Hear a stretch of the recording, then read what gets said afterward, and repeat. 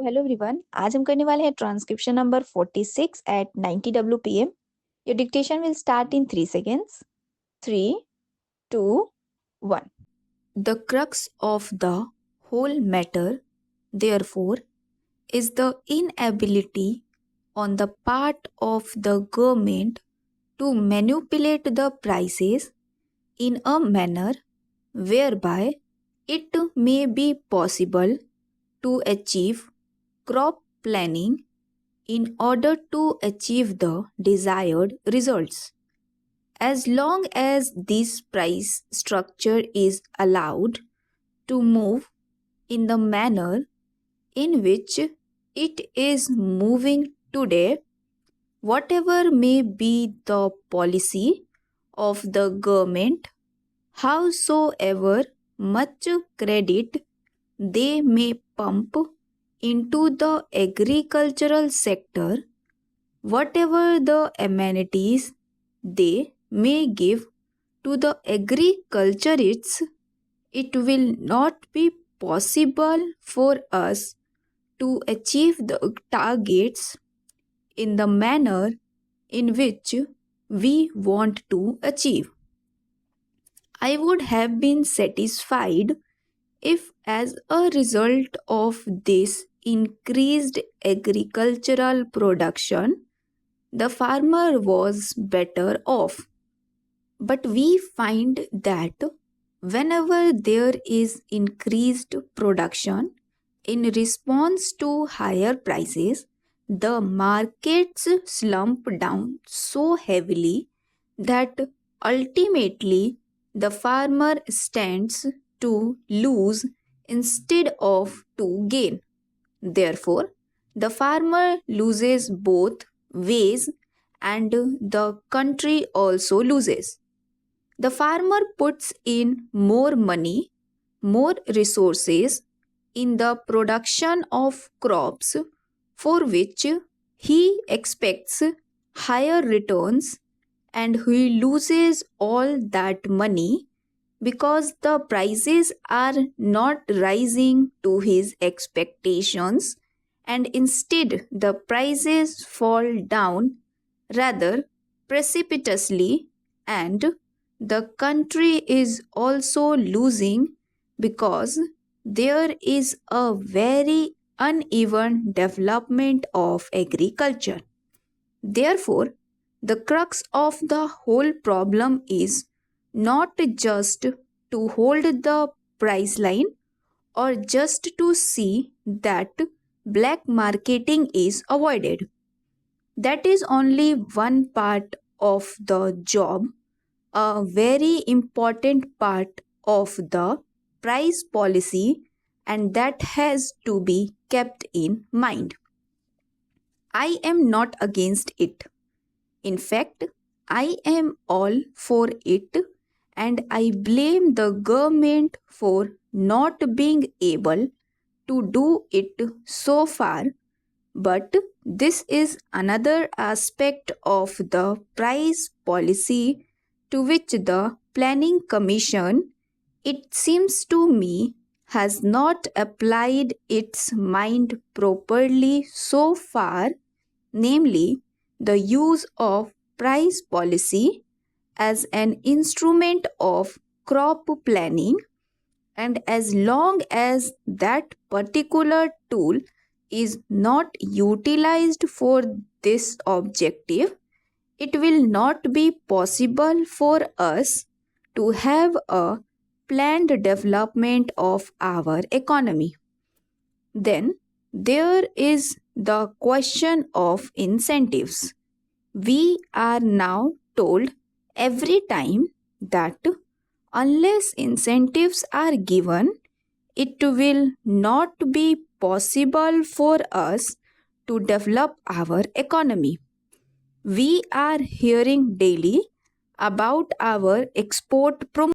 Now, the problem of incentives also has to be viewed in terms of the objective of the development of a socialist economy in our country, and not just from the point of view of earning more and more foreign balances. I am not in any way belittling the problem of foreign balances, but ultimately the problem of foreign balances has significance and meaning only in terms of the objectives that the 10th plan has set before it. Therefore, when we are talking of incentives in order to earn more foreign balances, we have also to think of incentives in terms of achieving the objectives that we have got in mind. I was therefore disappointed to read the speech of the planning minister, as he said, as the planning minister at the Indian Labour Conference, in which he seems to have indicated a new approach to the problem of wages. His approach has passed through three stages. In the first stage, just after the general election, the planning minister came out with a statement that he was thoroughly dissatisfied with the way in which the wage structure had developed, and that he meant to do something about it. He categorically stated that the real wages had not increased because of intransigence of the management, and he further stated that he wanted to do something about it. Then there came about a discussion as to what could be done, and all the industrialists themselves and the financial newspapers in this country came out with the theory that wages could be increased only if productivity is increased, and therefore wages should be linked with productivity. That was the second stage, that is, increase productivity and wages will be increased. That was the slogan, or that was the principle which was accepted even by the industrialists.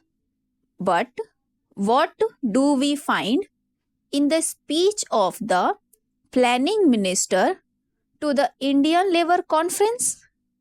There he says that even if productivity increases, the first charge will be in respect of projects which are meant for further employment or creation of more employment opportunities.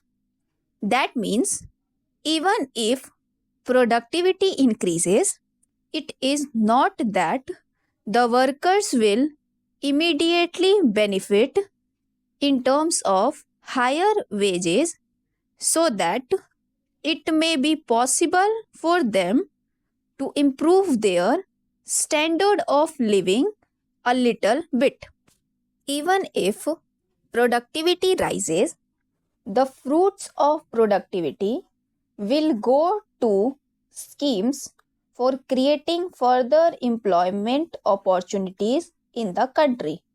How long are the workers to wait, and what exactly will be the stage at which it can be stated that enough employment opportunities have been created, and therefore the stage has come 4. Increased wages.